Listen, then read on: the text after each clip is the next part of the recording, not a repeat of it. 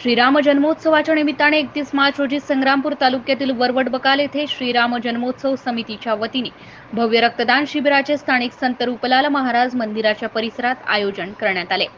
या शिबिरात एकूण 50 रक्तदात्यांनी रक्तदान केले, तर शिबिरामध्ये महिलांसह तरुण युवक प्रामुख्याने सहभागी झाले होते। यावेळी सर्वप्रथम शिबिराला आलेले तामगाव पोलीस स्टेशनचे ठाणेदार राजेंद्र पवार यांच्या उपस्थितीत प्रभू श्रीराम तसेच संत श्री रूपलाल महाराज यांच्या प्रतिमेचे पूजन व दीपप्रज्वलन करण्यात आले। त्यानंतर अकोला येथून आलेले साई जीवन विभागास रक्तपेढीच्या मार्गदर्शनाखाली इच्छुकांनी रक्तदान केले। या शिबिराला उपस्थित पांडुरंग हागे, प्रल्हाद अस्वार, पांडुरंग ढगे, एकनाथ राऊत, अमोल धुर्डे, प्रमोद ढगे, अनिल हागे, विकास दामधर, सचिन टाकळकर यांच्यासह श्रीराम सेना बजरंग दलाचे कार्यकर्ते प्रामुख्याने उपस्थित होते। MCN न्यूज मराठी करिता रवींद्र शिरस्कार, वरवड बकाल।